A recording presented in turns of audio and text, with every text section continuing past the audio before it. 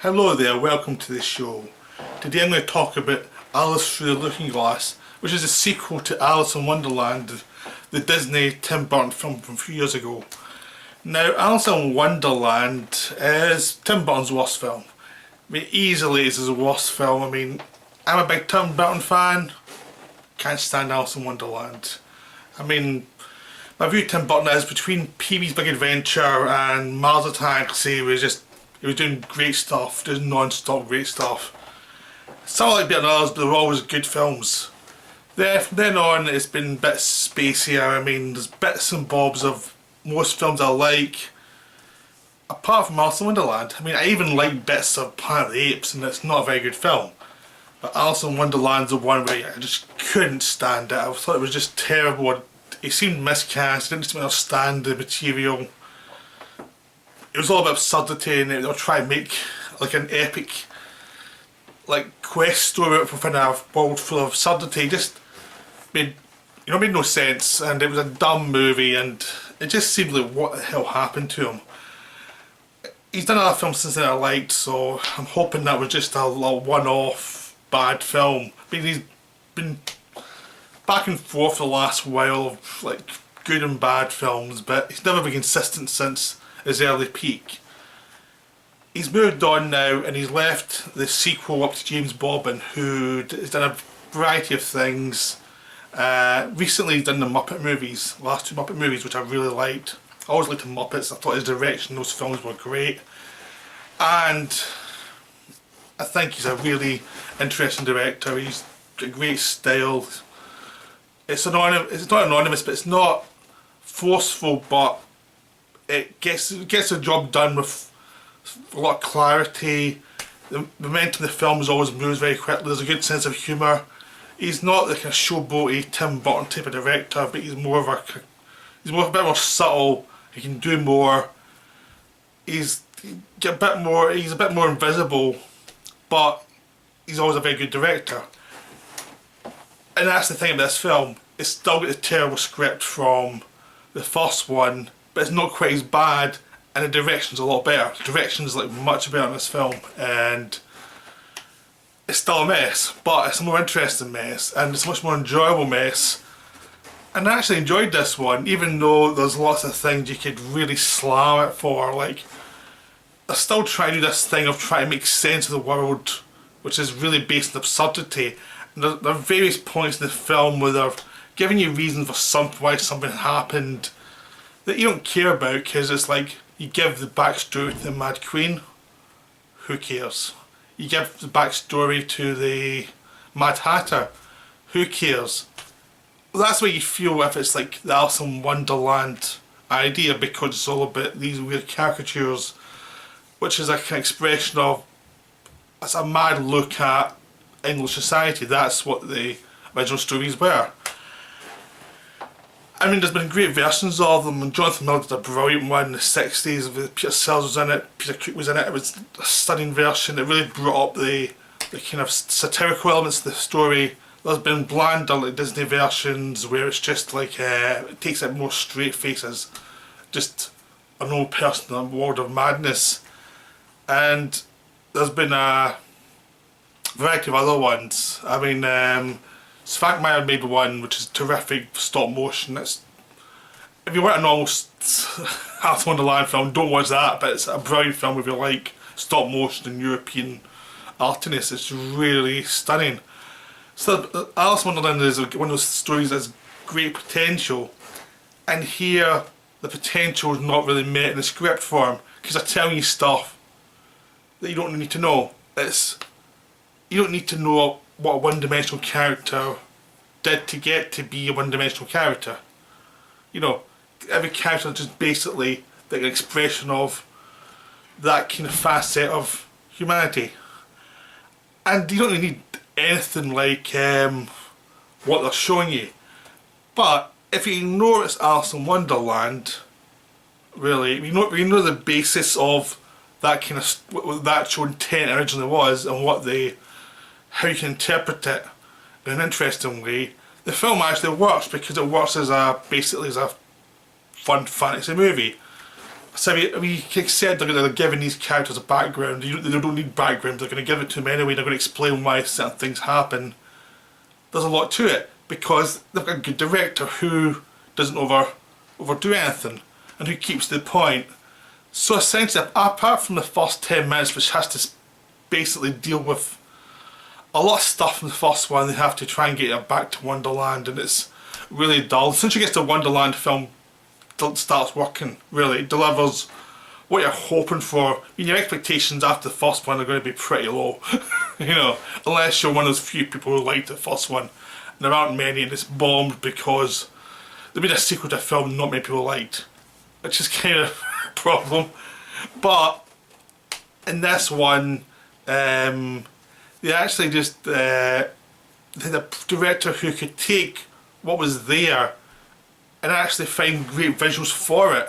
Like there's a thing where they would have travelled through time, and instead of just doing a normal boring thing, he actually has them on this little ship going through the waves of time, which is a very Doctor Who-ish convention, really. I mean, it seems very influenced by Doctor Who.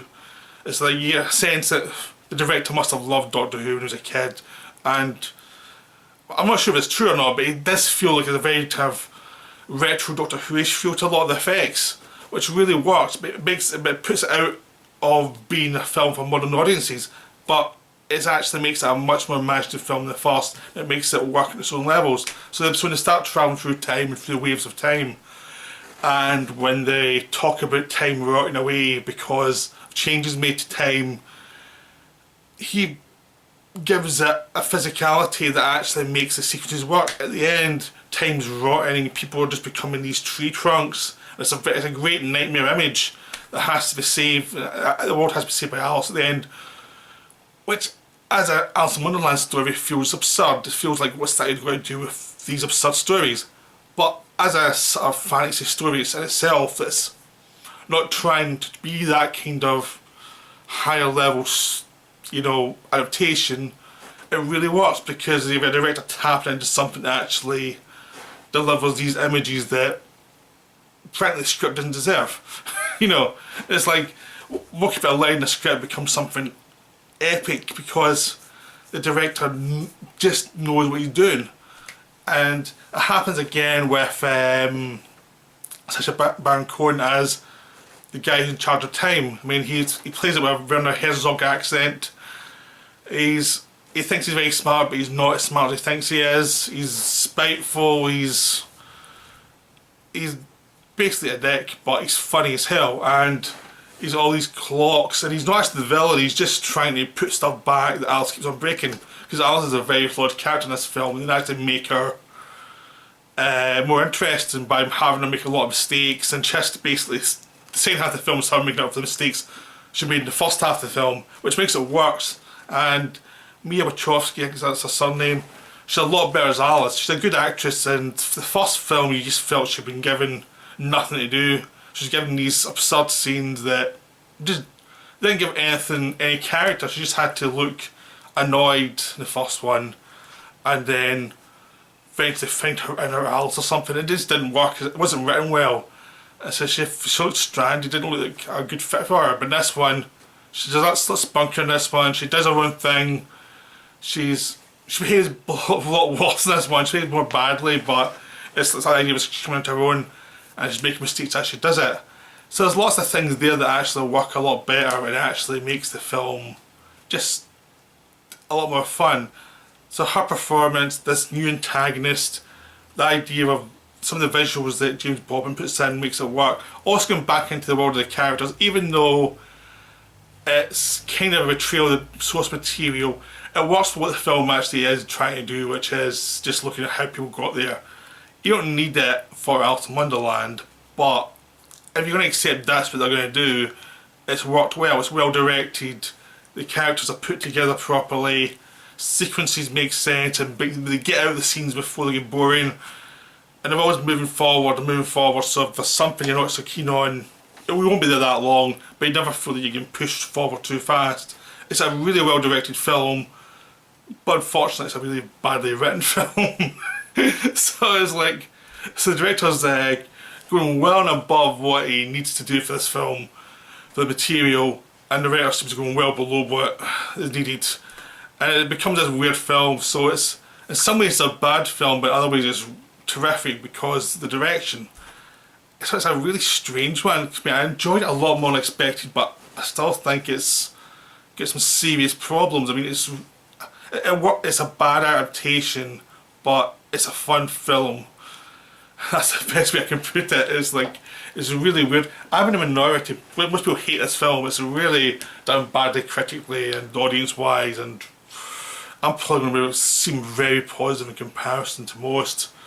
And even I'm saying it's very flawed. I mean, I'm hoping the director doesn't get blamed for it, 'cause it wasn't his fault. He did what he could with the material. I mean, with the mess that was left from the first one, and with material he had, he did what he could.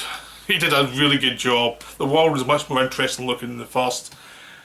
It was busier, and it made everything seemed to make more sense. Like, there was lots of little details that showed what the characters were about, a lot simpler than what Tim Burton did. Everything seemed to be directed to what you need to know at any point. So it was so well done that I just wish that he was actually doing to some material that really needed it, rather than just trying to stave off disaster scene to scene. So he's maybe doing his next film is meant to be the combination of Men in Black and 21 Jump Street, which hopefully will work because he deserves some success. So I'm hoping that'll work commercially and critically, because he could get a bad hand with this one, but it's still enjoyable even though there's a lot of mess there. But I wouldn't say go to cinema to see it, because you're probably wasting your money, you're probably frustrated, but sorry, when it hits Netflix, when it hits any of the streaming services, it's worth a view. It's only 2 hours and it's really enjoyable, despite a lot of its flaws. A lot of flaws. So be very forgiving of this one. This is like an early 80s Disney type of film where there are some real problems, but the things that work make up for those real problems. So enjoy. I hope you enjoyed this description of Alice Through the Looking Glass. It's as messy as a film. Okay, bye.